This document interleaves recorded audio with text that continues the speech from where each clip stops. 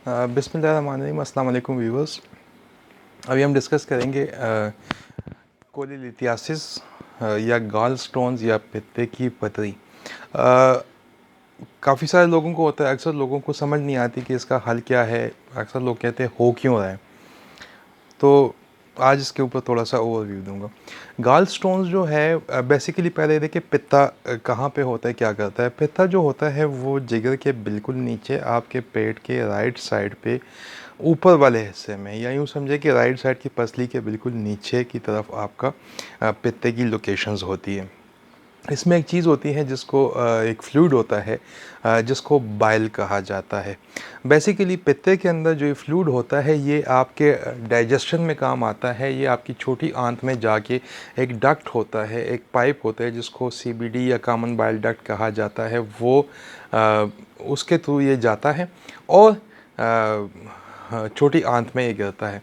जब आपका लिवर जो होता है वो कोलेस्ट्रॉल का जो है वो ज़्यादती हो जाती है, या इतना ज़्यादा कोलेस्ट्रॉल रिलीज़ हो जाता है, आम तौर पे जो है वो पित्ता जो है उसको डाइजेस्ट करता है। लेकिन जब बहुत ज़्यादा हो जाता है तो बेसिकली वो कोलेस्ट्रॉल के जो पार्टिकल्स होते हैं अनसॉल्युबल जो होते हैं वो पित्ते के अंदर जमा होना शुरू हो जाते हैं, जिसकी वजह से जो है वो पित्ते में पथरी बनती है।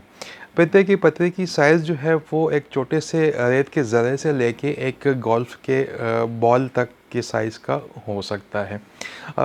दो चीज़ें हैं जिसकी वजह से बेसिकली, एक तो ये होता है कि जब आपका पित्ता पूरी तरह खाली ना हो और उसमें फ्लूइड जो होता है वो बहुत कंसनट्रेटेड होता है, उसकी वजह से पित्ते की पथरी बनती है।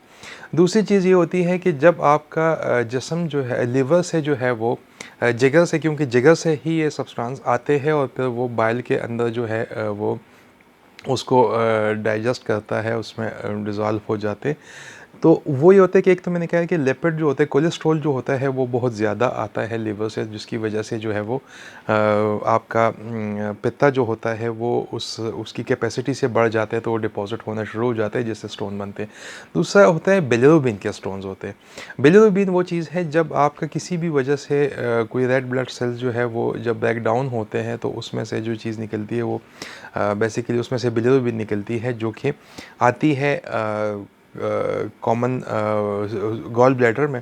तो गॉल ब्लैडर जो है वो जब उसको उसमें जो है वो उसकी ज़्यादती हो जाती है तो वो भी डिपॉजिट होना शुरू हो जाते हैं, जिससे जो है वो स्टोन्स बनते हैं। जो कॉमन है वो तो कोलेस्ट्रॉल के स्टोन हैं, वो येलोइश होते हैं, पीले रंग के होते हैं। और जो बिलिरुबिन के स्टोन्स होते हैं वो बेसिकली होते हैं थोड़े से डार्क ब्राउन टाइप के, जो कि बहुत रेयर है, लेकिन ज़्यादातर जो है वो कोलेस्ट्रॉल के ही होते हैं। अच्छा, आमतौर पे अगर आपको पित्ते की कोई पथरी है तो कोई बात नहीं है, अगर आपको कोई अलामात नहीं, कोई तकलीफ़ नहीं है, डज़न्ट मैटर, लोगों में होती है, कई कई सालों तक होती है। लेकिन इसके नुकसानात क्या हैं? खुदा ना खासा नुकसान उस टाइम होते हैं जब आपकी कोई पथरी जो है वो आके स्टक हो जाए आपके कॉमन बाइल डक्ट के नेक के ऊपर या उसके अंदर या किसी भी हिस्से में। उससे होता क्या है, एक तो आपका सीबीडी जो है वो ब्लॉक हो गया, पीछे से फ्लूइड जमा हो गया, और उस कंडीशंस को हम लोग अपनी टर्मिनोलॉजी में कहते हैं कोलेसिस्टाइटिस, एक्यूट कोलेसिस्टाइटिस। उसके साथ ये होता है कि आपको पित्ते की इन्फेक्शन हो जाती है। उसका बहुत शदीद दर्द होता है, एग्जैक्ट जो मैंने बता दिया कि आपके पेट के दरमियान में दर्द हो सकता है, राइट साइड पे हो सकता है, आपके दर्द पीछे जाता है दोनों शोल्डर उसके ब्लेड्स के दरमियान, और राइट शोल्डर पे आपका पेन आता है। ये चार जगह होती हैं पीछे बैक में, right side of the abdomen, centre में, और राइट शोल्डर में पेन होता है। वॉमिटिंग होती है, शदीद तरीन बुखार होता है, एक्यूट होता है। तो ऐसी कंडीशन में फिर आपको समटाइम आपकी इमरजेंसी बन जाती है और इमरजेंसी में आपको सर्जरी करवानी पड़ती है। ये एक इसकी कॉम्प्लिकेशन होती है। दूसरी चीज़ ये होती है कि पेनक्रियाटाइटिस या पेनक्रियाटिक डक्ट जो है वो भी ब्लॉक हो सकता है, क्योंकि पेनक्रियास से एक डक्ट आता है जिसको पेनक्रियाटिक डक्ट कहते हैं। वो आपके इस कॉमन बाइल डक्ट जो कि गॉल ब्लैडर से निकलता है, और ये जहाँ पे आंतड़ी में टच होते हैं उससे जस्ट थोड़ा सा पहले वहाँ पे पेनक्रियाटिक डक्ट भी अटैच हो जाता है। कौन कौन सी चीज़ें हैं जो कि जिन लोगों में ये कॉमन होता है। उसके लिए नंबर एक चीज़ जो आती है वो 40 FFF का फार्मूला अप्लाई होता है। एक तो फीमेल में ज़्यादा होता है, दूसरी बात है कि उसकी एज 40 से ज़्यादा हो, तीसरी चीज़ ये कि वो फैटी हो। ओबेसिटी बेसिकली जिन लोग जो मोटे लोग हैं उनमें ये हेल्दी लोगों में ज़्यादा होते हैं, 40 साल से ज़्यादा उम्र में लोगों में ये बहुत ही कॉमन होता है। सर्जिकल रिमूवल होती है, इसकी डायग्नोसिस जो है वो हमेशा जो है वो अल्ट्रासाउंड से होती है। और जब भी डायग्नोज़ हो जाए तो अपने सर्जन से कंसल्ट कर लीजिएगा। अगर आपको कोई सिम्पटम्स नहीं हैं तो भी you should be aware of it कि आपको कभी-कभी इस तरह के अलामत होते हैं, फिर फ़ौरन आपने सर्जन के पास जाना है। कौन-कौन सी चीज़ें हैं जो ये जिससे आप जो है एहतियात मतलब ये चीज़ें जो है वो एकदम से बढ़ा सकती हैं।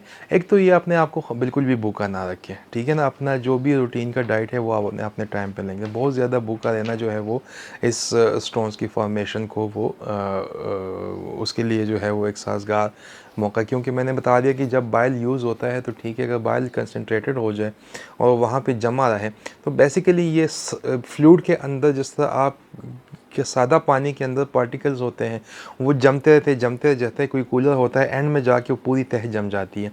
ऐसे ही ये हार्डन पार्टिकल्स होते हैं और वो जमा होते होते जो है वो स्टोन्स की फॉर्मेशन करते हैं। हाँ, ये भी बताते चलूँ कि एक स्टोन भी हो सकते हैं और 100 भी हो सकते हैं, और कहीं स्टोन्स इसमें से निकाले नहीं जाते बल्कि पूरा पित्ता ही रिमूव करवाना पड़ता है। तो जो चीज़ें हैं वो जो एक तो मैंने बता दिया कि बिल्कुल भूखा ना रहे, ठीक है ना? वो इस चीज़ को एक करती है कि उस स्टोन फॉर्मेशन के लिए बहुत ही यूँ समझिए मौका फ़राहम करती है जब आप बहुत ज़्यादा भूखे रहते हैं। दूसरी चीज़ ये है कि बहुत सारे लोग जो होते हैं वो वेट लॉस जब आप एकदम से करते हैं तो वो भी स्टोन फॉर्मेशन की तरफ आपको लेके जाता है। तो आप 1 केजी या 1.5 केजी से पर वीक से ज़्यादा अपना वेट आप कभी भी लूज़ ना करें। तीसरी चीज़ जो आती है वो है कि आप फाइबर लेस डाइट्स लेते हैं तो आप ज़्यादा फाइबर ले लिया करें, ठीक है ना? वो आपको बचा के रखेगी और एक हेल्थी डाइट हेल्थी लाइफ गुजार लीजिएगा एक हेल्थी वेट के साथ, तो इंशाल्लाह आप इससे बच के रहेंगे। Thank you very much.